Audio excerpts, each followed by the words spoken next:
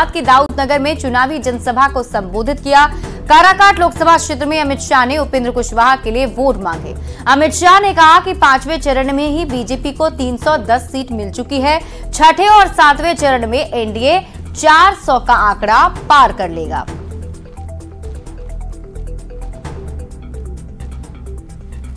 वालों, जानना है परिणाम क्या आने वाला है?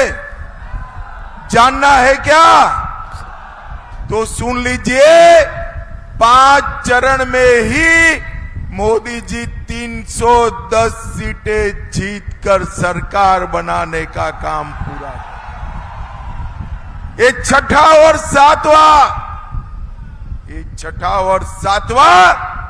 ये 400 पार कराने का है। अमित शाह ने राहुल गांधी पर भी बड़ा हमला बोला। अमित शाह ने कहा कि राहुल गांधी गरीबों की बात करते हैं। कांग्रेस की 4 पीढ़ी सत्ता में रही। राहुल गांधी बताएं कांग्रेस ने गरीबों के लिए क्या किया है। थोड़ी गर्मी बढ़ते ही विदेश में छुट्टी पर चले जाने वाले राहुल गांधी है, और दूसरी ओर 23 साल तक दीपावली की भी छुट्टी लिए बगैर दीपावली के दिन सरहद के जवानों के साथ सरहद पर जाकर मिठाई खाने वाला नरेंद्र मोदी है। अमित शाह ने भभुआ में चुनावी जनसभा को संबोधित किया। भभुआ के जगजीवन स्टेडियम में सासाराम से बीजेपी प्रत्याशी शिवेश राम के पक्ष में प्रचार किए। भभुआ में चुनावी जनसभा को संबोधित करते हुए केंद्रीय गृह मंत्री अमित शाह ने कहा कि मंडल कमीशन का राजीव गांधी ने विरोध किया था। वहीं प्रधानमंत्री नरेंद्र मोदी ने पिछड़ा आयोग बनाकर पिछड़ों को सशक्त बनाने का काम किया है।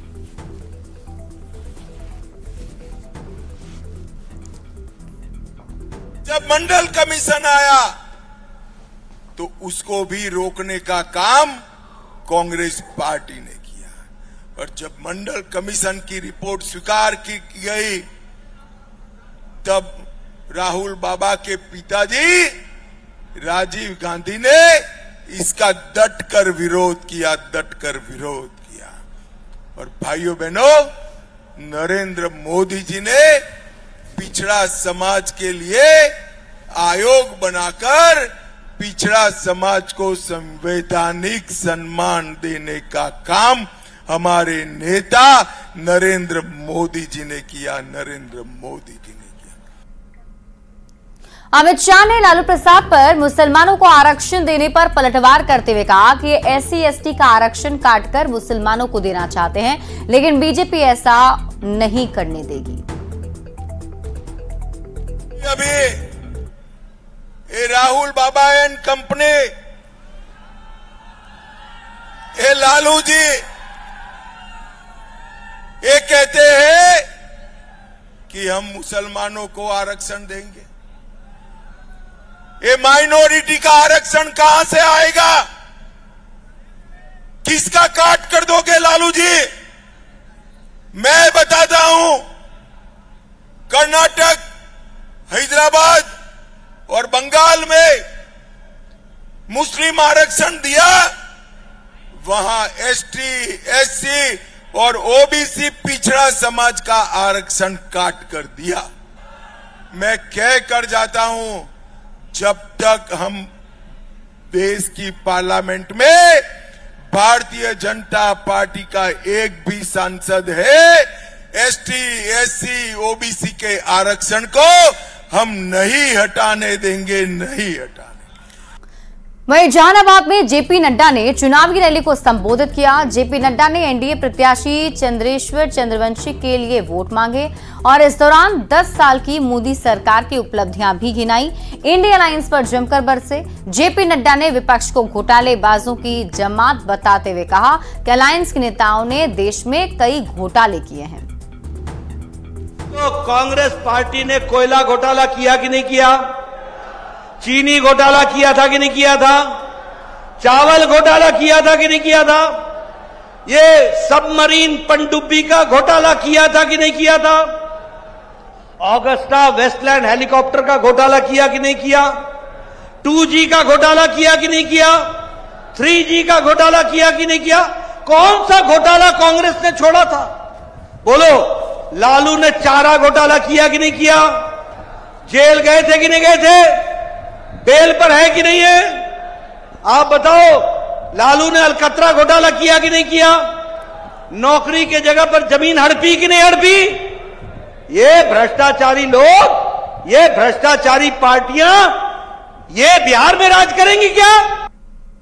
बीजेपी अध्यक्ष जेपी नड्डा ने जहानाबाद में चुनावी रैली को संबोधित किया और अपने संबोधन में जेपी नड्डा ने सरकार की उपलब्धियों को भी गिनाया।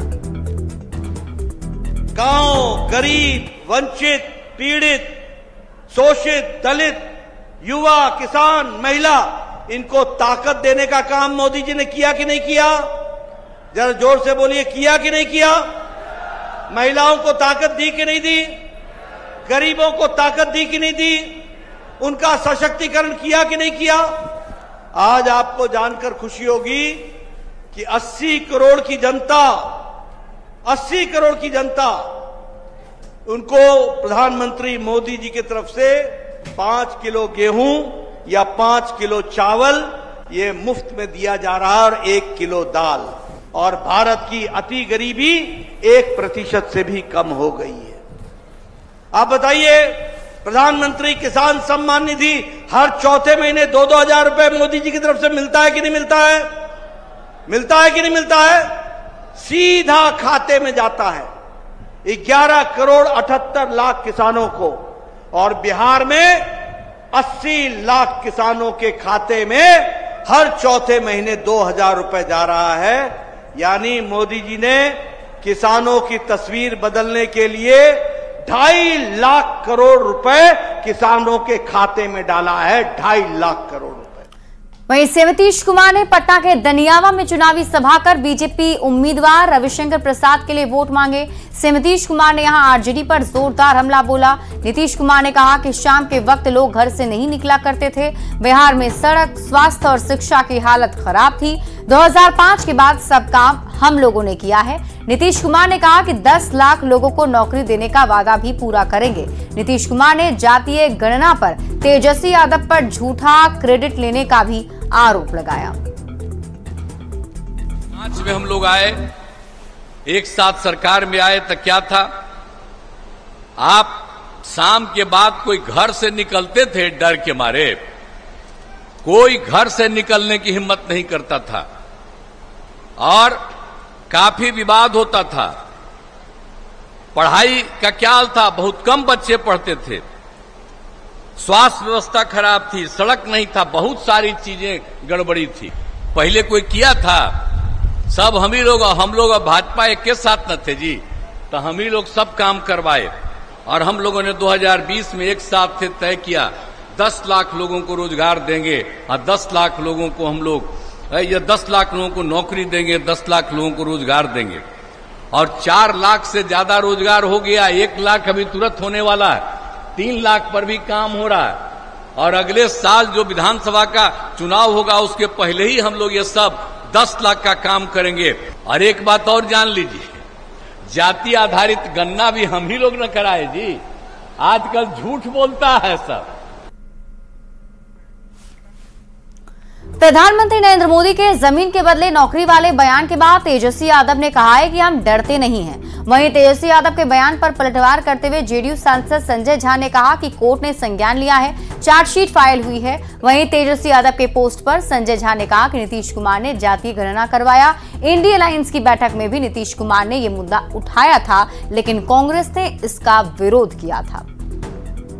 कोर्ट में है, ये कोई नई बात नहीं है। कोर्ट ने संज्ञान लिया है, चार्जशीट फाइल हुआ है। वो जो कात्याल को जमानत डिनाई हुआ उसका ऑर्डर पढ़ लीजिए। तो ये तो मैटर कोर्ट में है ना, ये तो ओपन एंड शट केस है कि जमीन लिया गया नौकरी के बदले। इंडिया गठबंधन का में हम लोग थे, बॉम्बे में मीटिंग थी। उस मीटिंग में नीतीश कुमार जी ने कहा कि भाई जातीय गणना पूरे देश में होना चाहिए। कांग्रेस ने उसका विरोध किया उस मीटिंग में। जो लोग आज कह रहे हैं कि देश में कराएंगे, उसने नहीं, उनका एजेंडा में जोड़िए। उनके बगल में ममता बनर्जी बैठी हुई थी, उनको कहा कि आप गलत कर रही है, विरोध कर रही है। कांग्रेस वाले एक शब्द नहीं बोल रहे थे और वो एजेंडा में नहीं जुड़ा। ये तो नीतीश जी का न करवाया हुआ है। आरक्षण पर पीएम मोदी के बयान पर सियासत तेज हो गई है। पीएम मोदी ने कहा कि मेरे रहते आरक्षण में छेड़छाड़ संभव नहीं है। आरजेडी और कांग्रेस ने पीएम मोदी पर जोरदार पलटवार किया तो बीजेपी और जेडीयू ने पीएम मोदी के बयान को सही ठहराया है और इंडिया अलायंस पर तुष्टीकरण का आरोप लगाया है।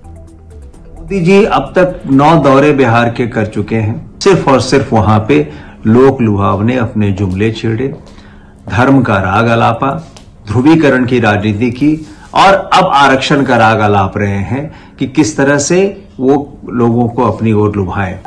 जिस तरह से आप लोगों को भरमाने का प्रयास कर रहे हैं, सबसे पहले तो आपको स्पष्ट करना चाहिए कि बिहार में जो 75% आरक्षण की व्यवस्था की गई है और केंद्र के पास जो प्रस्ताव भेजा गया है 9वीं अनुसूची में शामिल करवाने के लिए, उस संबंध में आप खामोश क्यों हैं? आदरणीय प्रधानमंत्री जी, फिर आप भ्रमित कर रहे हैं, फिर लोगों को कंफ्यूज कर रहे हैं ये बात करके। आप सिर्फ हिंदू मुसलमान करना जानते हैं। मैं पूछना चाहता हूं आदरणीय प्रधानमंत्री जी से, क्या हुआ वो चिट्ठी जो आदरणीय मुख्यमंत्री नीतीश कुमार जी ने निषाद आरक्षण के लिए अनुशंसा करके भेजा था? कांग्रेस, राजद और पूरा का पूरा इंडी गठबंधन मुस्लिम तुष्टीकरण की एक नई परिभाषा लिखने की कोशिश कर रहा है। कांग्रेस और राजद जैसे दलों का कहना है कि इस देश में मुसलमानों के लिए अलग आरक्षण होना चाहिए, यानी धर्म के नाम पे आरक्षण देने की बात ये कर रहे हैं। देखिए ना, बिल्कुल सही बात है और प्रधानमंत्री जी का मत बिल्कुल स्पष्ट है। विपक्ष चाहे जितना शोर मचा ले और विपक्ष को कोई लेना देना नहीं है, केवल समाज में अफवाह फैला करके वो हाइपोथेटिकल बातों को केवल रखता है। उसके पास कोई तथ्य नहीं होता है, तथ्यपरक बातें वो नहीं करता है, तथ्य से विहीन बातें करता है। कि आरक्षण सामाजिक आधार पर मिलता है, ना कि धर्म के आधार पर। और एनडीए के लोग आरक्षण के मुद्दे को लेकर हमेशा सजग रहते हैं। आजकल अलग अलग शिगुफा दिया जा रहा है। लालू जी मुस्लिम आरक्षण की बात कर रहे हैं। और यहां रुकने एक छोटे से ब्रेक के लिए, जल्द लौटते हैं वापस।